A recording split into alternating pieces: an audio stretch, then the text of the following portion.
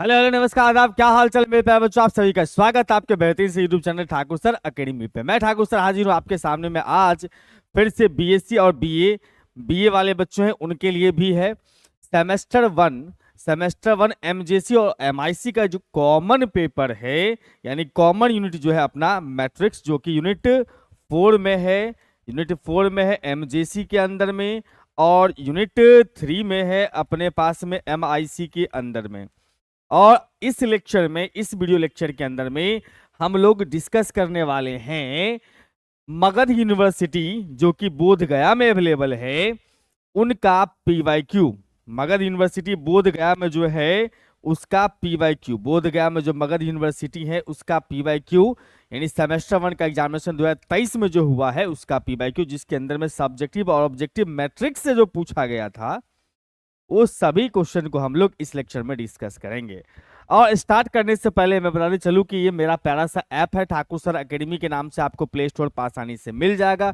इस ऐप के ऊपर में आपको 11-12 बीएससी के live and recorded courses available है, डेमो क्लासेस भी हर एक कोर्स में अवेलेबल है। अगर आप चाहो तो पहले चेकआउट कर लो, अच्छा पढ़ा रहे होंगे सर तब कोर्स परचेज करके भी आप पढ़ सकते हो। और कभी भी जो आवश्यकता पड़े तो आप चैट कर सकते हो टीचर्स के साथ। ये सबसे बड़ी हमारे ऐप पर फीचर्स है। आपका भी टीचर को कोई भी क्वेश्चन आप भेज सकते हैं किसी तरह का समस्या हो तो। और फ्री पीडीएफ आपको मिलेगा बुक्स का, पीवाईक्यू का पीडीएफ फ्री में। और यूट्यूब पर जितने भी क्लासेस आप देख रहे हैं, जैसे अभी जो क्लास आप देख रहे हैं, इसका भी पीडीएफ आपको हमारे ऐप पर फ्री ऑफ कॉस्ट में मिल जाएगा। फ्री कोर्स के अंदर में, फ्री कोर्स के अंदर में आपको यूट्यूब का पीडीएफ मिलेगा। तो आइए स्टार्ट करते हैं। सबसे पहले ऑब्जेक्टिव क्वेश्चन से, जिसमें कह रहा है A is a square matrix of order N. A जो है एक स्क्वायर मैट्रिक्स है और इसका ऑर्डर दिया है अपने पास में n/n, यानी कि n ऑर्डर का है।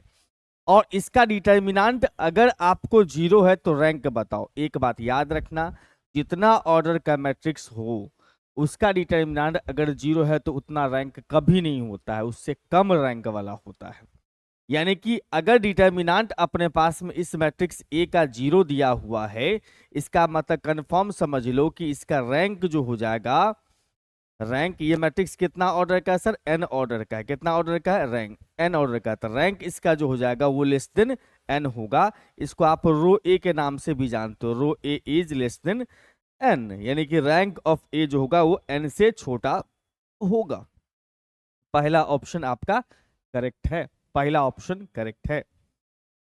उसके बाद दूसरा क्वेश्चन है कि ए अगर इन्वर्टिबल मैट्रिक्स है इस प्रकार से कि ए स्क्वायर माइनस ए माइनस आई बराबर 0 है, तो ए इनवर्स का वैल्यू बताइए। मेरे भाई यहां पर आप देखोगे तो हमारे पास प्यारा सा रिलेशन दिया, ए स्क्वायर माइनस ए माइनस में आई बराबर में 0 मैट्रिक्स है। कहता है इससे ए इनवर्स निकालो। भैया ए इनवर्स निकालो तो ए इनवर्स रहेगा तब तो नहीं है सर। तो हम क्या करेंगे, इसमें ए इनवर्स से दोनों तरफ मल्टीप्लाई कर देंगे, प्री या पोस्ट जो आपको इच्छा हो।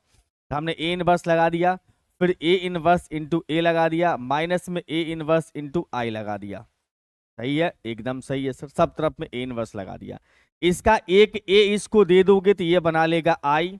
आप जानते होंगे मेरे ख्याल से ए इनवर्स इंटू ए जो है वो आई बन जाता है, आई बना दिया। उसके बाद फिर A inverse into I, A inverse ही रह जाएगा।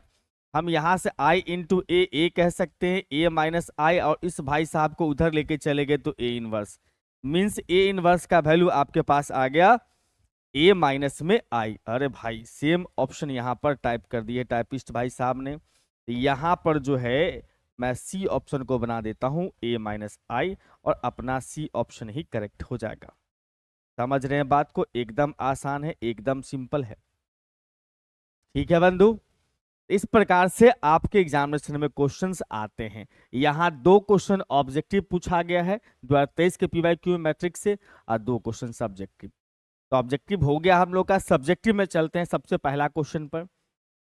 हमें कहता है show that every square matrix A can be expressed uniquely. ये जो वर्ड है ना, ये थोड़ा सा महत्वपूर्ण बना देता है इसको।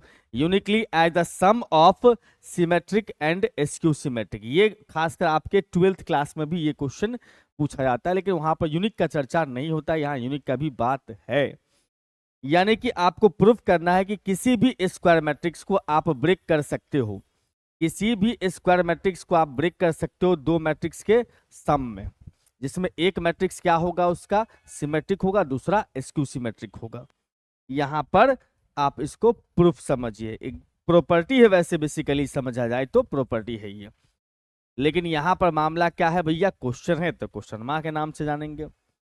मान लिया यहाँ पर ए कोई स्क्वायर मैट्रिक्स है, let A B any square matrix. Any square matrix से का सेंस क्या हो जाता है सर, इस 2x2 का भी हो सकता है, 3x3 का भी हो सकता है, 4x4 का भी हो सकता है, n/n का भी हो सकता है। और हम ये जानते हैं सर कि हम ऐसा लिख सकते हैं क्या, a इज इक्वल टू में, a इज इक्वल टू में 2 से डिवाइड 2 से मल्टीप्लाई 2a, और हम ऐसा कह सकते हैं हाफ इंटू a प्लस में a, मैंने लिख दिया किसको, 2a को। हम a ट्रांसपोज जोड़ के a ट्रांसपोज घटा रहे, रीजन क्या है बता रहा हूं, टेंशन मत लो।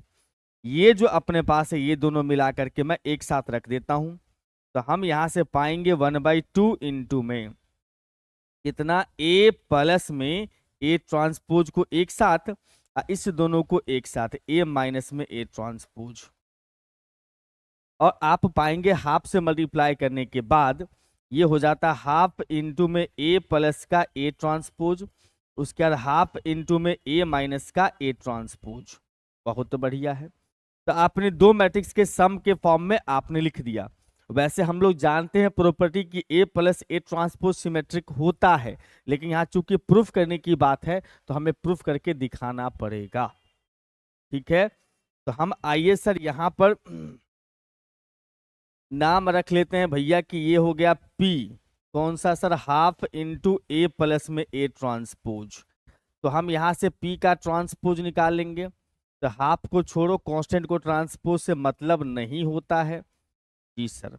अब यहां पर से देखो कि हाफ इंटू में ए ट्रांसपोज, हाफ इंटू में A transpose plus A transpose का ट्रांसपोज है।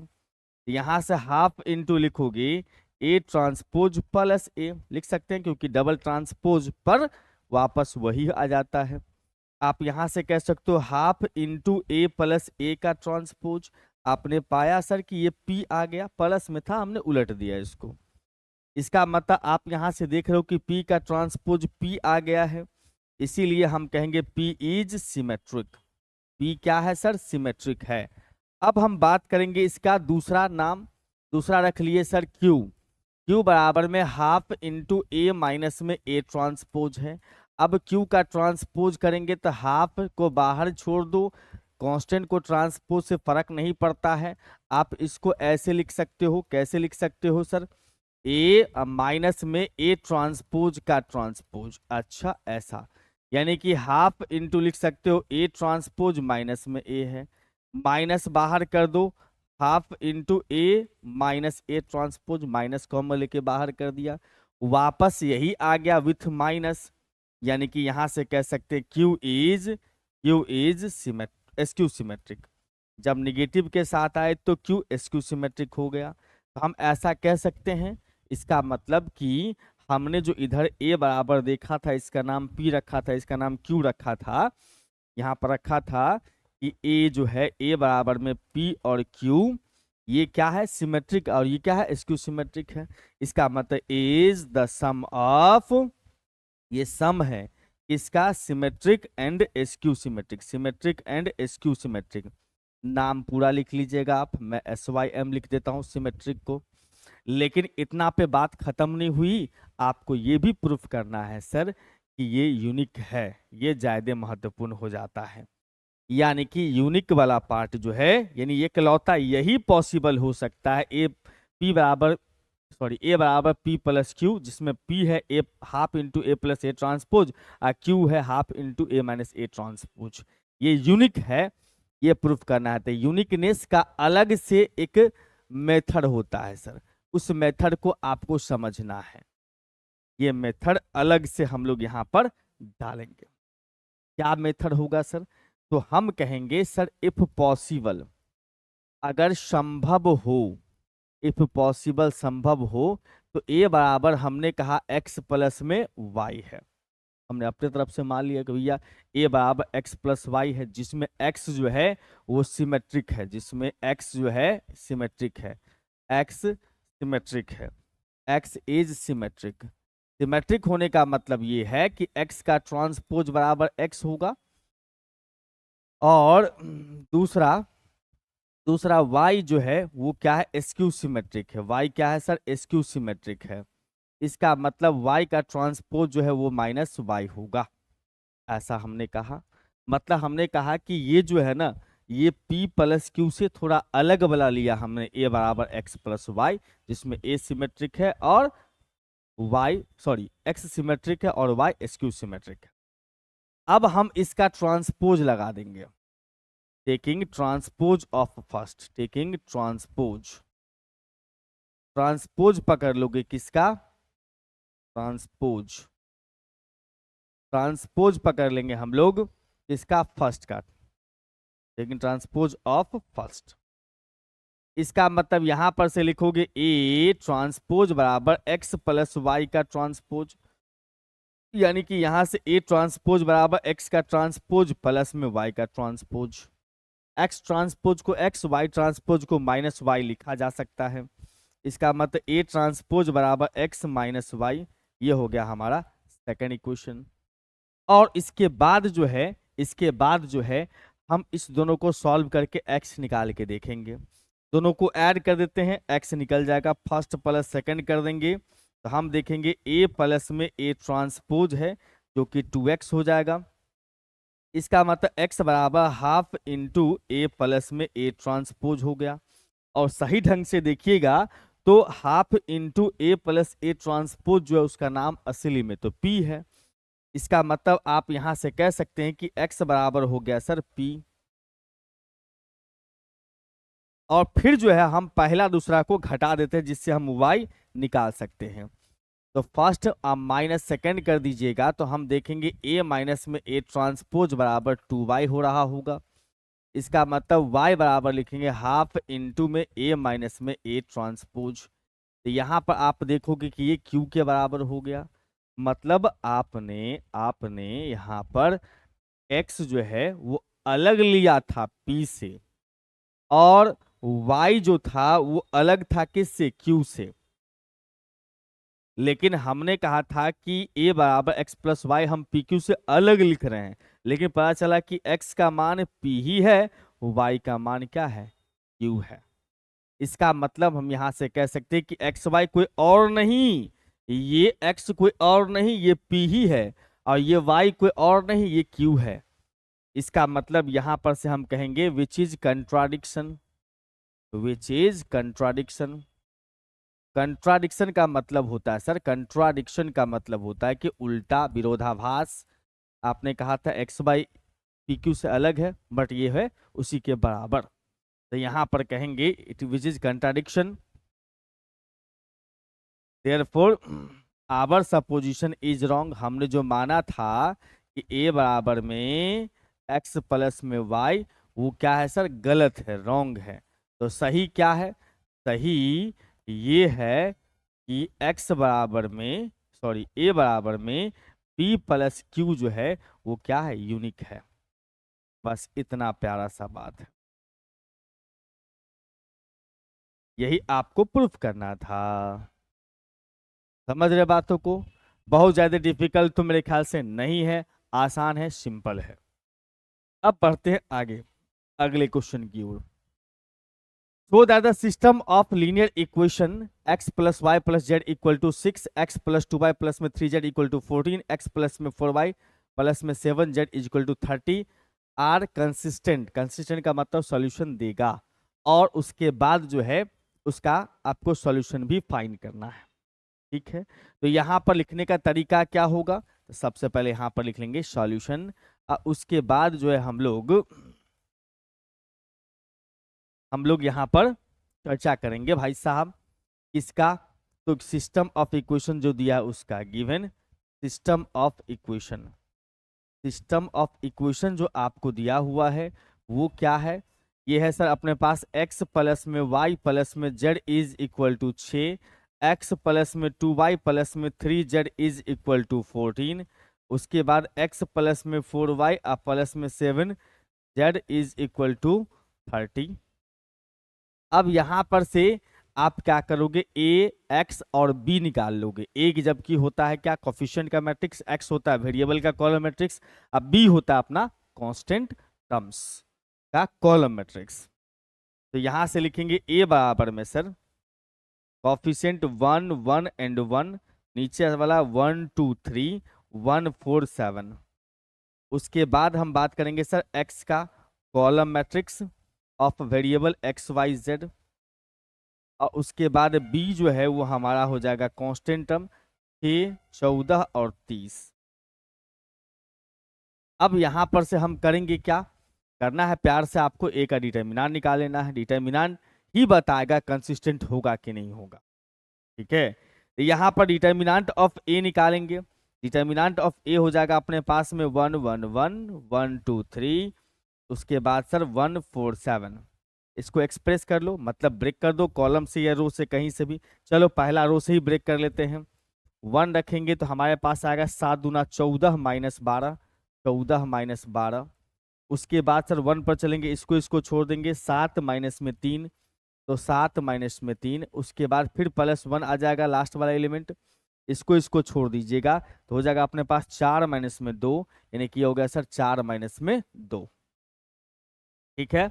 अब इसको थोड़ा सा ठीक करो, ये हो जाएगा अपने पास में +2, ये हो जाएगा अपने पास में -4, ये हो जाएगा +2, यानी कि 0 हो गया। अब 0 हो गया है तो इस केस में कंसिस्टेंट हो भी सकता है और नहीं भी हो सकता है। अगर आप मैट्रिक्स मेथड से जाएंगे तो आपको निकालना पड़ेगा फिर इसका एडजॉइंट, अगर नहीं ऑगमेंटेड वाला मैट्रिक्स मेथड से जाएंगे तो दी वेस्ट होगा, परेशानी कम है, ठीक है। तो हम ऑगमेंटेड मैट्रिक्स यहां पर निकालेंगे।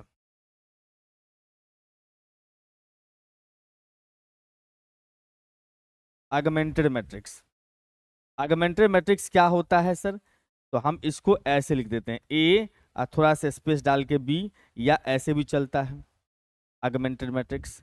इसमें क्या करना है, पहले ए मैट्रिक्स के सारे एलिमेंट्स को लिख लेना है, 1 1 1 1 2 3 1 4 7। और यहाँ पर जो है, यहाँ पर जो है आपको क्या करना है सर, इसमें आपको करना ये है कि यहाँ पर इसका क्या बोलते बी वाला जो है उसको कॉलम लिख देना है। अब यहाँ पर एलिमेंट्री ऑपरेशन स्टार्ट करना है, और आपको क्या करना है, इसमें मैक्सिमम 0 बनाना है नीचे से, नंबर ऑफ 0 ज्यादा से ज्यादा नीचे में होना चाहिए, यानी कि इसको हम एकलन फॉर्म में इसको रिड्यूस करेंगे। सिर्फ रो ऑपरेशन कर सकते हैं, कॉलम नहीं, इस बात का पूरा ख्याल रहे। तो अगर हम देखें यहाँ पर से तो ऐसा कह सकते हैं, इसको इसमें घटा देंगे 0 हो जाएगा, इसको इसमें घटा देंगे 0 हो जाएगा। R2 में ऑपरेशन करने जा रहा हूँ, R2 माइनस में R1, और R3 में भी ऑपरेशन कर देता हूँ, R3 माइनस में R1। यहां से हमें डबल 0 तो मिल ही जाएगा, चलिए कर देते हैं। यहां पर हमारे पास में आएगा augmented matrix A B, augmented matrix A B equivalent to, बराबर भी लिख सकते हो लेकिन ऑपरेशन का इक्विवेलेंट लिखोगे तो ज्यादा बेटर माना जाता है। पहला रो में कोई चेंज नहीं, 1 1 1 1 1 1 एंड 6। रेशियो मत समझना, इसका मतलब थोड़ा अलग कर रहा है उसको, बस इतना ही है। उसके बाद देखो इसको इसमें घटाओगे 0, ये हो जाएगा 1, ये हो जाएगा 2, 0 1 और 2। इधर कितना आएगा सर, 14 में से 6 घटा दोगे 8 बन जाएगा, यानी कि यहां पर से 8 लिख दो। उसके बाद आ जाएंगे सर थर्ड में, इसको घटाएंगे 0 3 और 6, 0 3 और 6। उसके बाद सर यहां पर से हम लोग इसको घटाएंगे तो अपने पास आ जाएगा 24।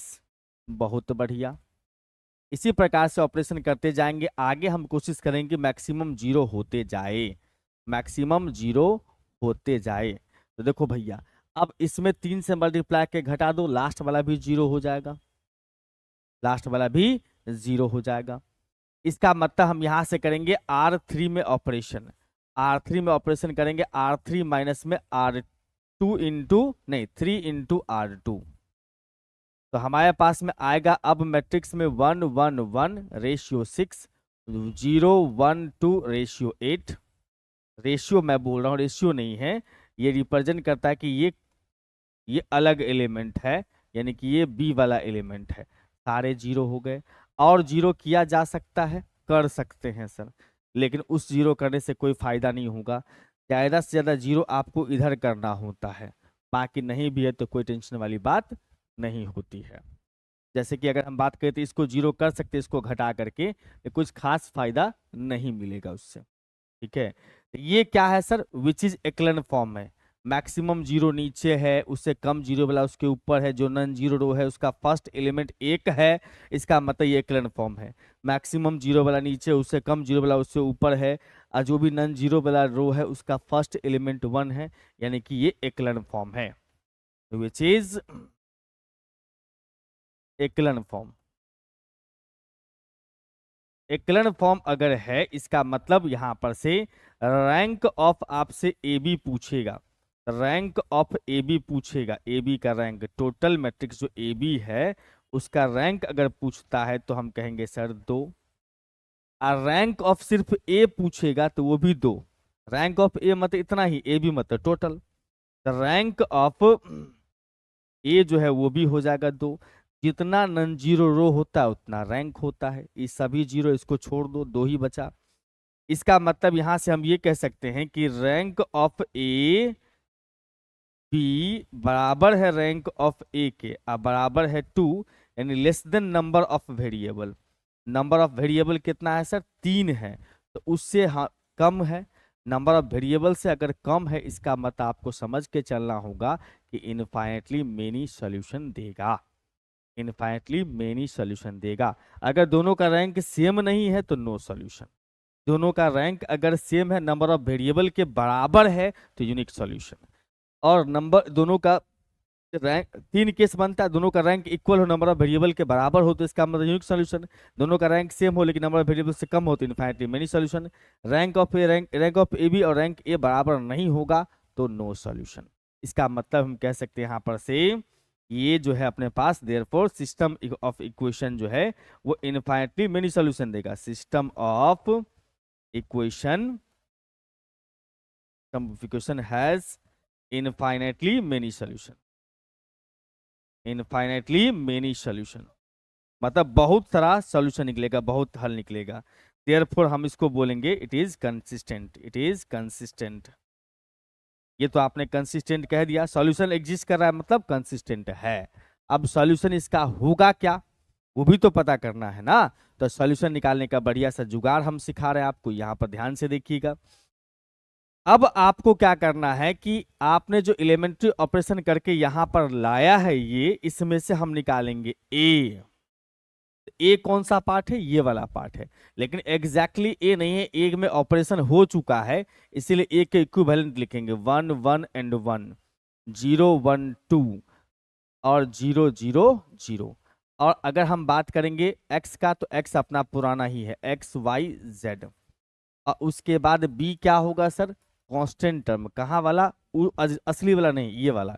इक्वल नहीं लिखिए, इसीलिए इक्वल मत लिखिए, इक्विवेलेंट लिखिए।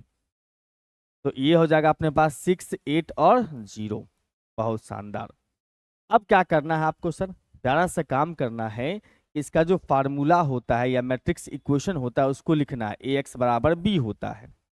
आप ए के जगह पर ए को लिख दो, ए के जगह पर ए को हमने लिख दिया, एक्स के जगह पर एक्स को लिख दो। देख रहे हो कितना अलग तरीका से बनता है ये। यही है ऑगमेंटेड मैट्रिक्स वाला मेथड, जो कि बहुत प्यारा होता है और बहुत आसान भी होता है। बस एलिमेंट्री ऑपरेशन आपका अच्छा होना चाहिए। तो यहां से आप लिख सकते हो क्या, इस रो को इस कॉलम से मल्टीप्लाई करोगे, एक ही बार में लिख देता हूँ, एक ही झटके में काम कर देते हैं। एक्स प्लस वाई प्लस में जेड जो है वो हो जाएगा किसके, 6 के बराबर। चाहे लिख दूं, मैट्रिक्स बना के लिख देता हूँ ताकि आपको भी अच्छा फील आ जाए।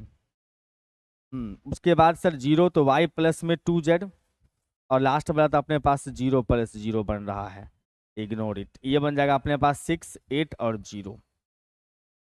इसका मतलब आप यहां से कह सकते हो कि x प्लस में y प्लस में z बराबर अपने पास में 6 है, और y प्लस में 2z बराबर में 8 है। अब देखो सर यहां पर से तो परफेक्ट सॉल्यूशन देगा नहीं, तो एक काम हो सकता है, एक काम ये हो सकता है कि दोनों इक्वेशन जो आया है इसमें कॉमन वेरिएबल क्या है सर, तो कॉमन वेरिएबल z है। या वाई भी कह सकते हैं। तो एक प्यारा सा नाम रख लो, जेड या वाई में से किसी का, टी या के, वो आपकी अपनी चॉइस है। तो यहाँ पर हम जेड को ही ले लेते हैं। मान लिया जेड बराबर में सर टी है, या के भी ले सकते हो, लेकिन ये रहता है पैरामीटर। पैरामीटर का मतलब हो गया कि ये भी जस्ट लाइक वेरिएबल ही है। इसका मतलब यहां से लिखोगे y प्लस में 2t बराबर में 8 है, इसीलिए यहां से y बराबर लिख सकते हो 8 माइनस में 2t। जब y मिल गया तो फर्स्ट में डाल दीजिए, तो फ्रॉम इसमें डालेंगे फर्स्ट में, तो क्या बनेगा, x तो x ही रहेगा, y के जगह पहुंच जाएगा अपना 8 माइनस 2t, 8 माइनस में 2t। उसके बाद z के जगह पर प्लस में z था, तो z के जगह पर डायरेक्ट t लिखोगे। जेड के जगह पर टी बराबर में कितना है सर, बराबर में 6 है मेरे ख्याल से, हाँ 6 है। बहुत बढ़िया। और यहां पर से आप देखेंगे तो हमारे पास में आ जाएगा सर एक्स, अब प्लस में, इसको इधर ले जाओ ना, माइनस का हो जाएगा 2, आइए हो जाएगा प्लस का टी, माइनस टी इधर उसे जाएगा प्लस टी। तो फाइनली आपके पास जो आया वो x बराबर हो गया सर t माइनस में 2, y बराबर हो गया 8 माइनस में 2t, और z बराबर हो गया अपने पास में t। ये जो आपके सामने आया है यही हमारा सॉल्यूशन है, यही हमारा क्या है सर, सॉल्यूशन है। ठीक है भाई, इसको बोलते हैं इनफाइनाइटली मेनी सॉल्यूशन। क्यों बोलते हैं, तो t का जितना तरह का वैल्यू रखते जाइएगा उतना तरह का x y z का वैल्यू मिलते जाएगा। ठीक है, तो उम्मीद करता हूं कि आपको ये लेक्चर पसंद आया होगा। मगध यूनिवर्सिटी में 2 क्वेश्चन ऑब्जेक्टिव, 2 क्वेश्चन सब्जेक्टिव पूछा गया था मैट्रिक से।